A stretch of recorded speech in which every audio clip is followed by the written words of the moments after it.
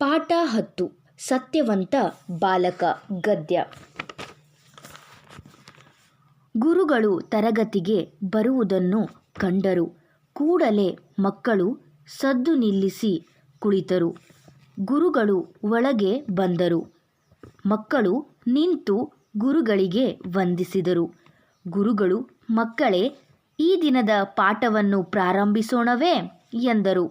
ಮಕ್ಕಳೆಲ್ಲ ಆಗಲಿ ಗುರುಗಳೇ ಎಂದರು. ನಾನು ನಿನ್ನೆ ದಿನ ನೀಡಿದ ಲೆಕ್ಕಗಳನ್ನು ಯಾರು ಮಾಡಿಕೊಂಡು ಬಂದಿದ್ದೀರಿ ಎಂದು ಕೇಳಿದರು. ಮಕ್ಕಳೆಲ್ಲ ಮೌನವಾಗಿ ಕುಳಿತರು.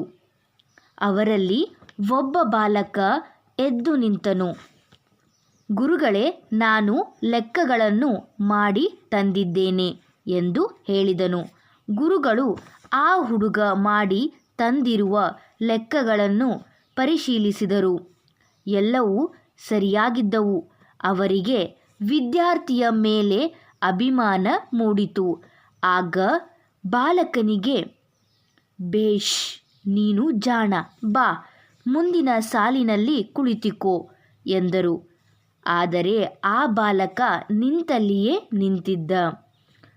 ಅವನು ಒಂದು ಹೆಜ್ಜೆಯನ್ನು ಮುಂದೆ ಇಡಲಿಲ್ಲ. ಅವನ ಕಣ್ಣುಗಳಲ್ಲಿ ನೀರು ತುಂಬಿಕೊಂಡಿತ್ತು.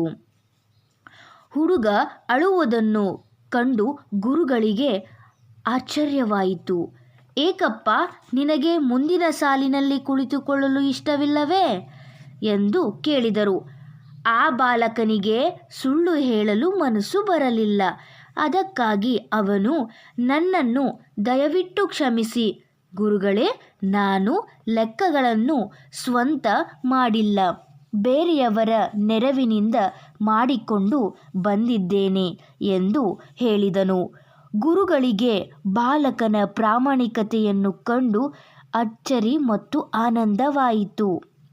ಬಾಲಕನಿಗೆ, ಮಗು, ನೀನು ಸತ್ಯವನ್ನು ಹೇಳಿದ್ದೀಯಾ, ನನಗೆ ತುಂಬ ಮೆಚ್ಚುಗೆ ಆಯಿತು.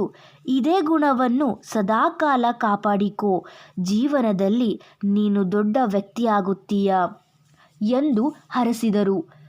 ಎಲ್ಲರಿಗೂ ತಿಳಿಯುವಂತೆ ತಾವೇ ಲೆಕ್ಕ ಮಾಡಿ ತೋರಿಸಿದರು. ಮಕ್ಕಳಿಗೆ ಸಂತೋಷವಾಯಿತು. ಮುಂದೆ ಗುರುಗಳ ಮಾತು ಸತ್ಯವಾಯಿತು.